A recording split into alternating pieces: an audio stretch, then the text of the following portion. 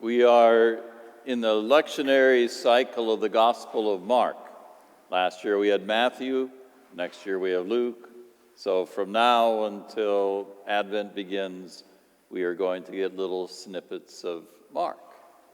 Now there's a blessing for those of you listeners in that Mark's short.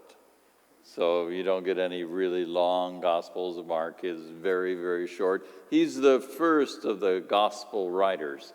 And the scholars say he's not really a very good writer.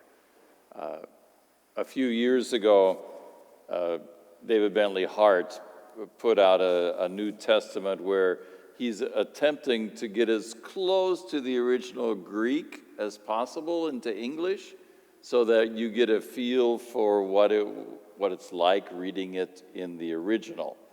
And when you read Mark, almost every sentence begins with and then in this first chapter, he probably says immediately, at least a dozen times. And then immediately, and then immediately, and then immediately. What our translators have done for what we listen to on Sunday is they've cleaned it up a little bit to try and make it a little more palatable for us listeners, so it's not like the original Mark. But I like the way Bentley Hart describes Mark's writing, because he says it's like all of us who have had a young person, a grade school or junior high age person who just had a big event happen, and they want to tell you about it. And so they come rushing into your house, and they say, hey, listen, you know what? This happened, and then this happened, and then immediately this happened, and then that happened, and then that happened, and wow! And you're like, oh, okay. Because Mark is just so enthusiastic. That's why every sentence starts with and this, and then he did that, and then he did this, and immediately he did this.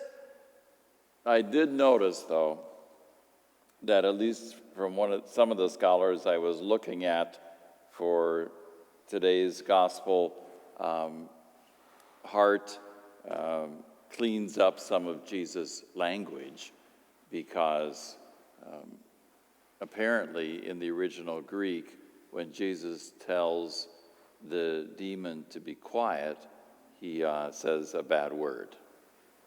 And even Hart doesn't put because he says, like, shut the blank up. Because Jesus is not happy at all with that demon. So you think, well, so what is Mark in such a hurry to tell us today?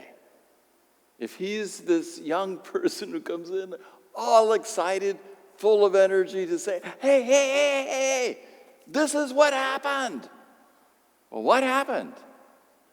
Well, he went into the synagogue and he taught, and they were amazed there. But then what really happened was immediately this guy was there who shouldn't have been there, because he was possessed by a demon. And those of you who know Jewish laws, that really messes everything up, to have that guy at the synagogue that day. Because the Jewish community is very concerned about purity and about getting holy things holy and bad things bad.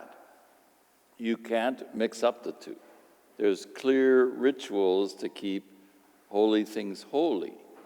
So to have the guy possessed by a demon in the synagogue, where people normally study God's word, they hold their little community meetings, they pray together, to have him there makes it all unclean.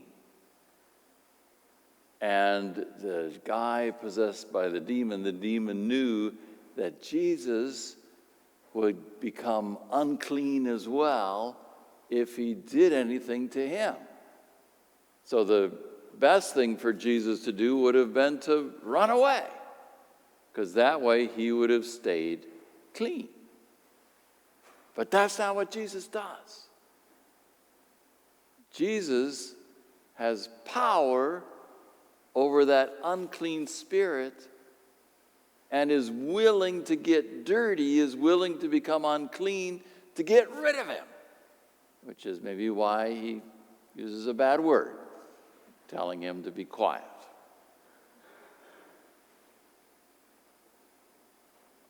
It says something about this Jesus that Mark wants us to know, like right now.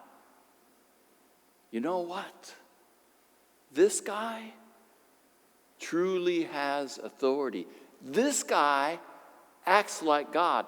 This guy speaks and it happens. And the last one to do that was God.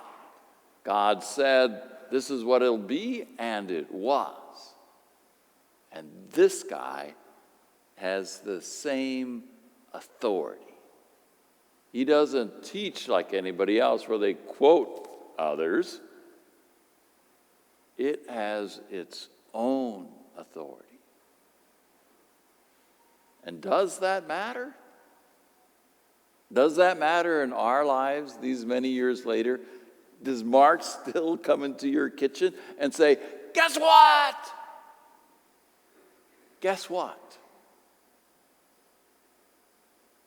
There's no part of you that is so bad that Jesus cannot fix it.